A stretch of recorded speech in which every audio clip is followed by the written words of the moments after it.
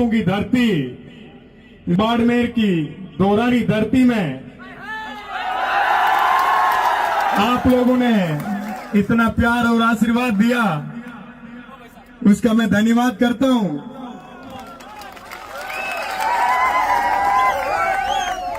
साथियों, ये आप लोगों की तपती हुई ये दोरों की धरती सोना उगलती है।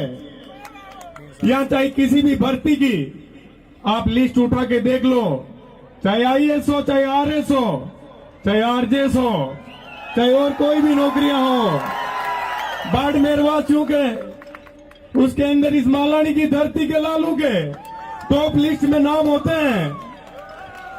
मैं धन्यवाद करता हूं उन माताओं का जो कोसों कोसों पानी सींच के आप जैसे योग्य और काबिल और मजबूत और ताकतवर बेटों को और बेटियों को जन्म देती है। मैं उन माताओं को सलाम करता हूं बारंबार।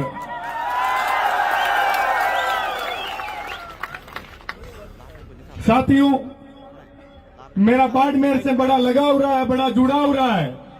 यहाँ के गांव गांव से मुझे आशीर्वाद मिलता है। मैं आप लोगों को बताना चाहता हूं मेरे चुनाव के समय की कहानी। जब मेरे ऊपर अत्याचार किया जा रहा था, तब इस बाड़मेर की धरती के लोगों की ताकत थी कि आधी रात को कोर्ट खुल के मेरी जमानत हुई थी। क्या वो ताकत और आशीर्वाद जीवन भर रखोगे मेरे ऊपर? तो मैं आप लोगों के लिए हमेशा जी जान से लड़ने के लिए तैयार रहूंगा। आपके संघर्ष में कंधे से कंधा मिला के मजबूती से हमेशा आप लोगों के साथ रहूंगा। मैं आप लोगों को बताना चाहता हूं कि आपकी ये दोरों की धरती यदि सोना उगलती है तो सरकार को विकास की धारा भी इधर ही बहनी चाहिए। सरकार से मेरा निवेदन है कि आप बात करते हो खेलों की, शिक्षा की, कहां तो मैदान है, कहां शिक्षक है। आप गांव के अंदर, आप लोगों की ढाणियों के अंदर जो स्कूल बने हुए हैं उनके अंदर ना शिक्षक है, उन भवनों की हालात बड़ी जर्जर है। तो दोरों की धरती आपको सोना दे रही है तो आप लोगों को इधर विकास की गंगा बहनी चाहिए। ये मेरा आपके इस बजट के अंदर ये निवेदन रहेगा कि शिक्षा के आधार को मजबूत करना है इस दोरों की धरती में, क्योंकि यहाँ बड़े लोग, मेहनती लोग हैं। यहाँ की सरहद दूसरे देश के आप लोगों के बिल्कुल नजदीक और पास पड़ती है, लेकिन कभी घुसपैठियों की हिम्मत नहीं होती है कि इधर कोई घुसपैठ करने की हिम्मत कर ले, क्योंकि आप लोगों की ताकत से, आप लोगों की मजबूती से वो लोग वाकिफ है कि ये बड़े ईमानदार और मजबूत लोग हैं। इसलिए वो जहां कमजोर लोग होते हैं वही घुसपैठ लगाने का कार्य करते हैं। मैं आपको बताना भी चाहता हूं कि मैं काफी लेट हो गया, उसके लिए माफी भी चाहता हूं आप लोगों के बीच आने में, क्योंकि आप लोगों की ये अपनाइत और प्यार मेरे को इतना मिला। मैं बायतू से खेमा बाबा का आशीर्वाद लेके आप लोगों के इस महाविद्यालय के प्रांगण के अंदर जब रवाना हुआ तो जगह जगह आप लोगों ने अपनी अपनाई दिखाते हुए, अपना आशीर्वाद देते हुए जो स्वागत और प्यार किया, उसका मैं जीवन पर्यंत ऋणी रहूंगा। साथियों, ये शिक्षा का मंदिर है। यहाँ पर लोग शिक्षा लेने के लिए आते हैं, अपने माता पिता के सपने पूरे करने के लिए आते हैं। तो इस शिक्षा के मंदिर से अपने को शिक्षा जगत के अंदर उसके अहम पटल पे अपने आप को स्थापित करना है, अपनी योग्यता बढ़ानी है, अपनी काबिलियत बढ़ानी है। उसके लिए दिन रात मेहनत करनी है। अपने दिल के अंदर अपने माता पिता की वो संघर्ष करते हुए तस्वीर रखो कि कैसे, चाहे सर्दी हो, गर्मी हो, कितनी मेहनत से वो अपने सपने पूरे करने के लिए मेहनत करते और अपने को पढ़ाते लिखाते हैं। क्या मेहनत करोगे? अच्छा पढ़ोगे, लिखोगे?